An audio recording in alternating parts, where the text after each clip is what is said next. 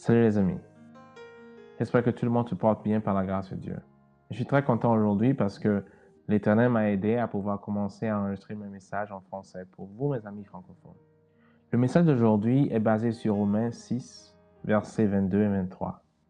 La parole de l'Éternel dit: « Mais maintenant, étant affranchis du péché et devenus esclaves de Dieu, vous avez pour fruit la sainteté et pour fin la vie éternelle.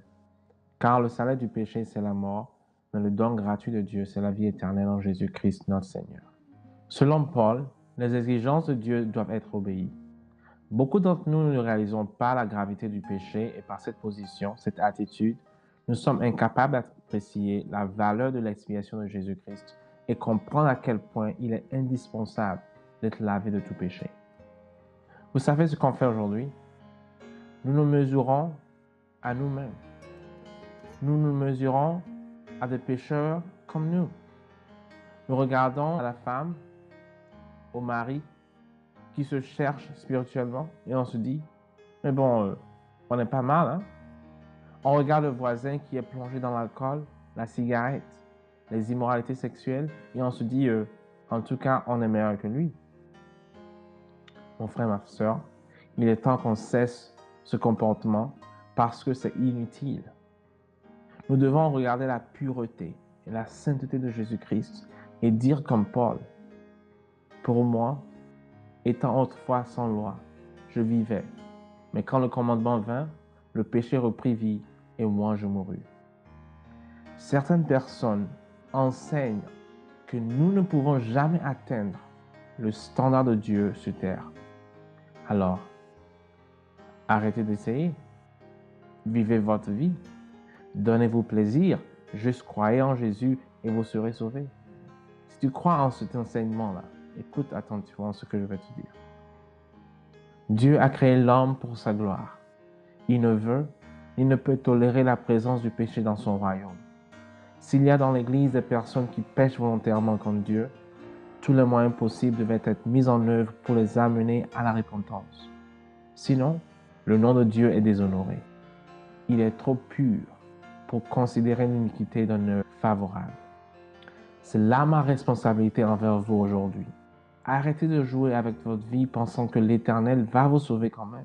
Ce qui me surprend, c'est que le péché d'Adam serait considéré par beaucoup d'églises de nos jours comme une simple erreur, devant être pardonné une fois pour toutes et oublié. Mais vous voyez, les principes divins sont élevés et sa parole immuable parce que Dieu ne change pas. Mes amis, Dieu a en abomination toutes les pratiques égoïstes, teintées de convoitise. Si nous nous considérons comme croyants, nos cœurs doivent être purifiés, sanctifiés, raffinés et ennoblis. Amen.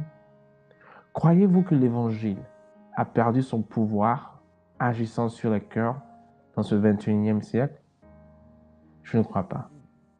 La même Évangile a changé la vie des meurtriers, criminels et prostituées.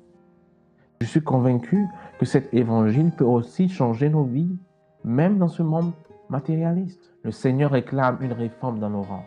Des transformations décisives doivent s'opérer dans nos églises. Mais est-ce qu'on peut parler de réforme lorsque la majorité du peuple de Dieu est endormie?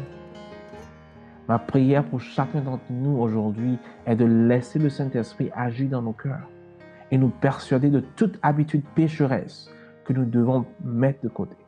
Ce n'est qu'en faisant ceci que nous pourrions ouvrir nos Bibles et présenter la vérité au monde perdu dans nos quartiers.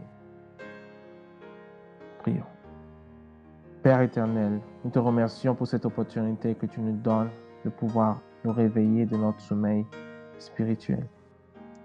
Aide-nous à haïr le péché afin qu'on puisse désirer et demander un réveil spirituel individuellement et collectivement. Aide-nous à prendre conscience de la mission que tu nous as confiée. Change-nous complètement à ton image. Ranime-nous et réforme-nous d'une manière spéciale. C'est dans le précieux nom de notre Seigneur Jésus-Christ que nous t'avons prié. Amen. Portez-vous bien et que le Seigneur vous bénisse.